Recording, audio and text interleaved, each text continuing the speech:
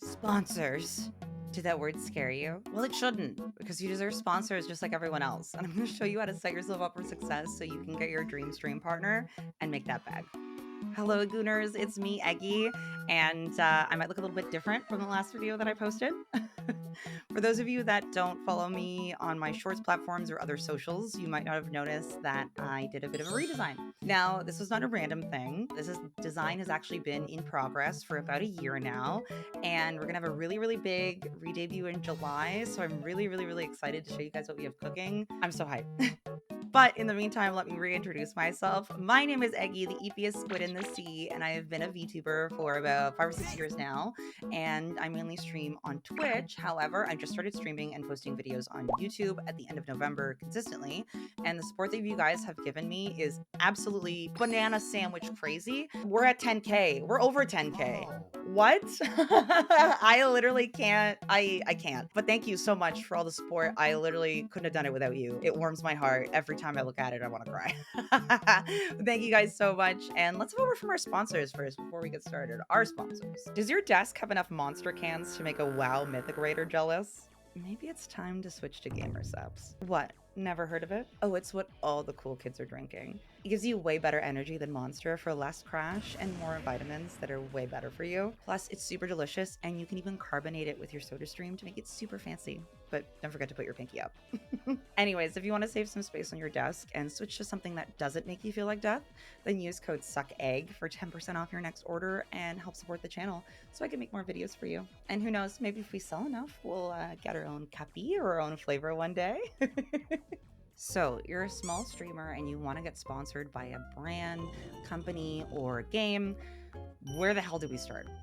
Well, the first step would be to do an audit of your socials. Take point of what your socials look like and what they offer to potential sponsors. Ideally, you want to keep your pages free from super personal information, of course, and controversial things like sad posting or drama, etc. Now, I know there's been a lot of controversy recently about VTubers and freedom of speech and all this shit. So I'm going to give you my 2 cents, which is maybe a hot take, but I don't know. If everyone's allowed their opinion, I'm allowed mine.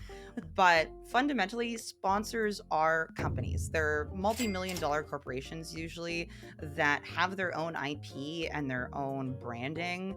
And when they choose a partner, they are trusting their brand and their company to you. So they're trusting you to be professional with their company. So when they see you posting all of these things on your main Twitter, on your branded VTuber Twitter, they say, well, if they can't act professional for themselves, how are they going to act professional for me? I personally think it looks quite unprofessional to drama post stuff on other people, sad post really depressing personal issues, especially related to streaming and viewership. And listen, it's totally fine to have the odd insecurity about viewership or numbers. That is absolutely not the problem here. However, there are way healthier outlets for those feelings than on your main branded Twitter page, where all of your followers can see it, and it often makes them feel bad as well. Make an alternate account or maybe a Discord server with your VTuber friends and have event sections so you guys can talk to each other about your woes and feelings on content creation, but ideally, try to keep that stuff off your main Twitter because it really turns away a lot of sponsors and event planners. Now that that's over with, let's say you've taken a look at your socials and there's nothing crazy controversial or super sad or anything like that on your page. Next, we want to make sure the branding is consistent and cohesive, that everything is a uniform color, has, consistent themes. The keyword here, as you can see, is consistency.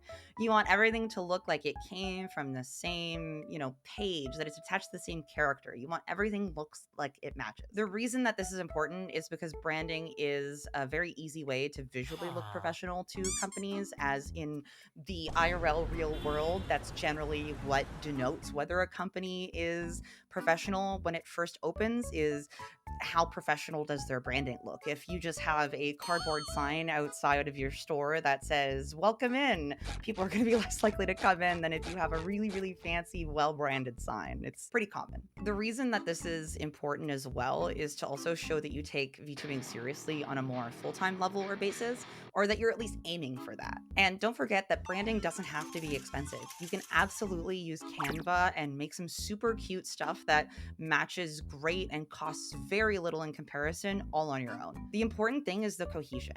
So if you're having any trouble, you could also try asking some mutuals who have good design sense or might use Canva themselves to see if they think things match or if they look good together.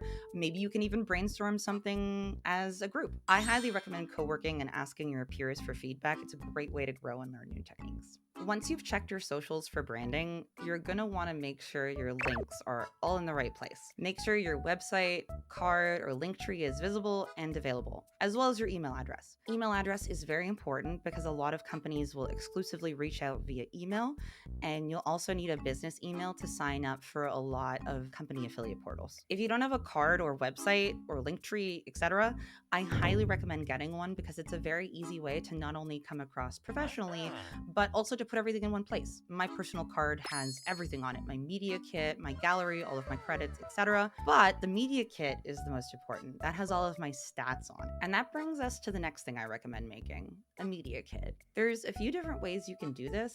I personally like having mine on my card, but you can also make a graphical one in Canva or Photoshop. But regardless, the idea here is to have all of your stats visible and easily accessible for sponsors so that they can see the size of your audience at a glance. This is important and comes into play when negotiating contracts based on audience size or reach. I'll include some examples in this video of media clips that I've made in the past, as well as the one on my card, and my card will be linked below as well, so you can see it yourself as an example. And feel free to use any of my stuff as a template for your own work, even if you use the same format. I really don't mind. I don't like to gatekeep anything. Gatekeeping is cringe.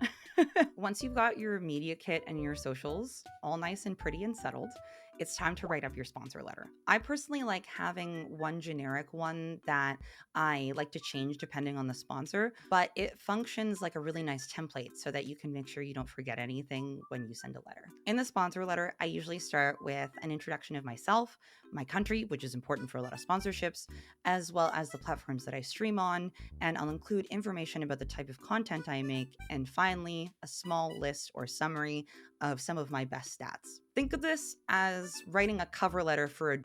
Oh, editor, make sure you bleep that out. That's a slur now, apparently. But when you write a cover letter, you're kind of selling yourself in a way, and you want to give the sponsor the absolute best image of you and make the first impression as memorable as possible in the first email. I also really like to include some personal stories related to the sponsor. So for example, with Gamersups, I had a lot of personal experience with the brand, so it was really easy to write up my sponsorship application. That brings me to a small segue, which is try not to accept literally every sponsor. Try to keep sponsorships to brands and companies that you either have a personal experience with or that you can personally endorse.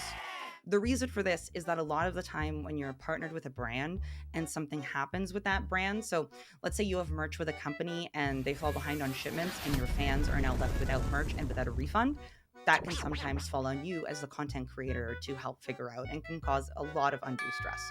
So it's very good to vet your sponsors just as much as they're vetting you, and to be careful of scams. If things sound too good to be true, they probably are. Once you have your letter, it's time to start reaching out, and that's kind of it at this point. You just send the email or the DM, look for different company sponsorship portals, and that's it. I'll leave some resources in the description for some places that you can find some sponsors as well. And I'll leave an example sponsorship letter so that you can use it for your own template. The number one important thing at this step is to not be scared. Literally, the worst they can do is either not respond or say no. And at the end of the day, that's okay. I've had plenty of sponsors say no to me, and then 2 years later, I'm partnered with them and things are great. I'm looking at you, Gamersups. I think I literally applied like 5 times. You'll always get another opportunity for another sponsor. There will always be another open door. So don't stress because you miss 100% of the shots you don't take. So send that DM. As a closing note, some good places to find sponsors are Twitter mainly, as well as just keeping an eye out for new releases and seeing if they have partner programs, or if your favorite games that you already play have publisher partnerships like Bandai Namco or Capcom. There's also a lot of websites where you can sign up to get game keys and interact with developers, like Lurk It, for example, which will give you a certain period of time to make a piece of content about the game that you get a code for, and includes paid sponsorships as well. And with that, I hope this video was helpful and it gave you a bit of insight on how to get your first sponsorships. Please let me know in the comments if you guys end up getting any sponsors because of the tips in this video. It would genuinely make me so happy and give me so much serotonin and dopamine to know that I helped you guys. So please tell me in the comments if it worked, or like tell me on Twitter or something. That'd be awesome. And I'll see you guys in the next video, which is going to be something a little different because we're going to be reacting to Bricky Warhammer lore in partnership with Zephyr Arcade. So I'm really excited to show you guys what they sent us. And if you want to get 10% off your order from Zephyr Arcade store, you can use code SUCKEGG as well. But I love you guys, and I'll see you guys next week. And don't forget to love yourself as well. Mwah.